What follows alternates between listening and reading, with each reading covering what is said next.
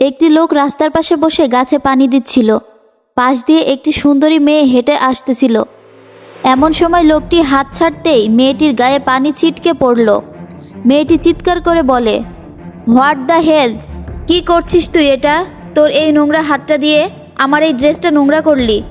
লোকটি তখন বলল, দিদি আমি ইচ্ছে করে করিনি, ভুল করে লেগে গেছে, আসলে ফুল গাছে জল দিচ্ছিলাম তো তাই আমি বুঝতে পারিনি। মেয়েটা তখন লোকটিকে লাথি মেরে বলে, ভুল করে লেগেছে তাই না? ওঠ ওঠ, তুই জলটা আমার গায়ে ছিটকিয়ে আমার ড্রেসটা নোংরা করতে চেয়েছিলি, তুই ইচ্ছে করে করছিস না এগুলো? লোকটি তখন বলেন, না দিদি আমি ইচ্ছে করে করিনি, আপনার যদি অসুবিধা না থাকে তাহলে আমি আপনার পাটা মুছে দিচ্ছি। কথাটি বলেই ছেলেটি যখন মেয়েটার পা মুছতে যাবে তখনই মেয়েটা তাকে তুলে ঠাস করে একটা চড় মেরে দিয়ে বলে, তোর সাহস তো কম না, তোর এই নোংরা হাত দিয়ে আমার গায়ে হাত দিচ্ছিস তুই, এভাবে তুই শুধরাবি না, তোকে তো আমি জুতা পেটা করব। কথাটি বলে মেয়েটি তার পায়ের জুতা খুলে যখনই মারতে যাবে তখনই পাশ থেকে একটি ছেলে এসে মেয়েটির হাত ধরে উঁচু গলায় বলে, অঞ্জলি। মেয়েটি তখন মুখে হাসি নিয়ে বলে, আরে রাহুল, তুমি এখানে কি করছো? রাহুল বলল, তুমি এখানে কি করছো এনার সাথে? আরে আর বলো না, আমি এখান দিয়ে যাচ্ছিলাম, ওর কাদা হাতে নোংরা জলটা আমার ড্রেসে ফেলে নোংরা করে দিল, আবার বলাতে ওর ওই হাত দিয়ে আমাকে ছুঁচ্ছে। তুমি একটা কাজ করো, তুমি ওকে মারো, তাহলে আমার মনে জ্বালা মিটবে, মারো ওকে। রাহুল বলল, আচ্ছা ওনাকে মারলে তোমার শান্তি হবে? হ্যাঁ হবে। বেশ।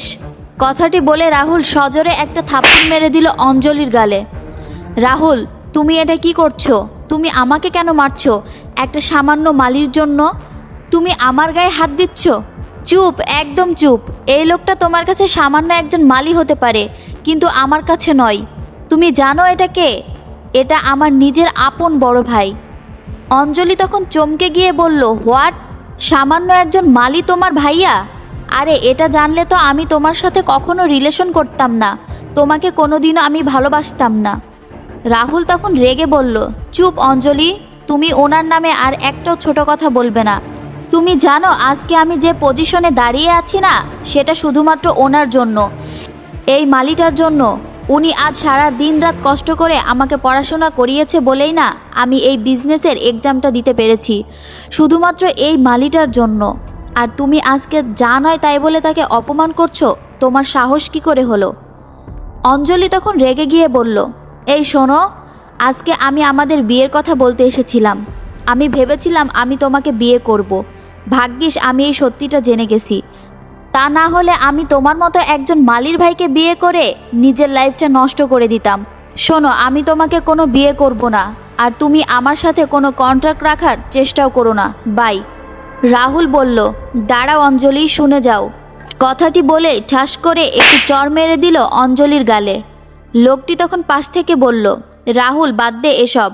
রাহুল আবারও অঞ্জলির উদ্দেশ্যে বলল, তুমি হয়তো ছোট থেকে সেই শিক্ষাটা পাওনি, বা তোমার বাড়ির লোক তোমাকে সেই শিক্ষা দিতে পারেনি যে গুরুজনদের সাথে কি ব্যবহার করতে হয়, তাদেরকে তাদের যোগ্য সম্মানটুকু কি করে দিতে হয়, কখনো তাদের কাজকর্ম দেখে বিচার করতে নেই, তাদের যোগ্য সম্মানটুকু তাদের দেওয়া উচিত।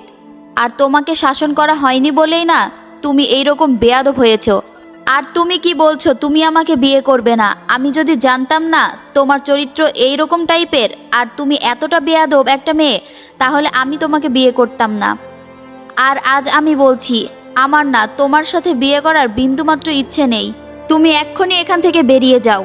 মেয়েটি রেগে কিছু একটা বলতে গিয়ে না বলে চলে যায়।